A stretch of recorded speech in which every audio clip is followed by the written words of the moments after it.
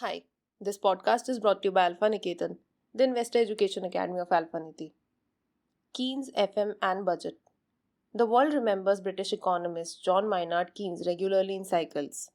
In a crisis, no economic discussion is complete without acknowledging him. Keynes argued in the 1930s that governments could stimulate demand in an economy by boosting consumption, investment, government spending, and exports. The rich world is already stimulating demand by spending on infrastructure. America recently announced more than $1 trillion worth of an infrastructure plan. Europe and Japan are not far behind. There's a very well articulated argument for investments by the state in infrastructure. A study by Global Investment Hub, a think tank promoted by the G20 group of nations, found that public investment is more than effective than any other type of public spending in increasing economic output. Public investment has an average fiscal multiplier of about 0.8 within 1 year and around 1.5 within 2 to 5 years. The study said that claims to have analyzed over 3,000 estimates of the fiscal multiplier from over 200 academic studies conducted over 25 years. As India's economic growth inches towards the pre pandemic levels, Finance Minister Nirmala Sitharaman presented a budget that duly remembered Keynes. She announced a significant boost to government spending on infrastructure.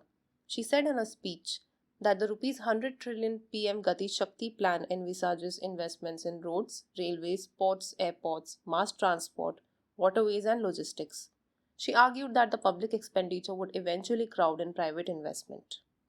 The government announced the rationalization of direct taxes 2 years ago to boost consumption. There are no revisions in personal income tax rates. With simple tax planning, those earning up to Rs 5 lakhs per annum pay little or no tax. That covers about 90% of those who file tax returns. The government also boosted the Mahatma Gandhi National Rural Employment Guarantee Scheme budget. For 2022-23, the allocation has been maintained. Both rural and urban consumption is expected to pick up as India gradually opens for business after a bout of the Omicron variant. Last year, the government announced production linked incentives or PLI schemes to boost manufacturing and exports. The budget this year continues to expand the scope of the PLI scheme to include the 5G telecom ecosystem. The government seems to have taken note of all tenets of Keynesian economics. If we assume that India would see growth accelerating over the next 2 years, there's a leg up for large listed companies that most analysts project would report a strong earning growth over the next 2 years. As interest rates firm up worldwide and in India, banks and other financial services firms are looking to lend more to individuals and businesses.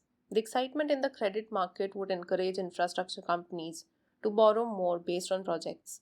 The Union Budget 2022-23 allocates Rs 1,87,744 to roads and highways alone.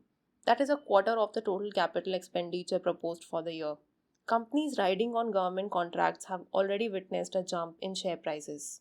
As you review your investments, you should not be surprised if the infrastructure sector stays as a lending theme for this decade. Thank you.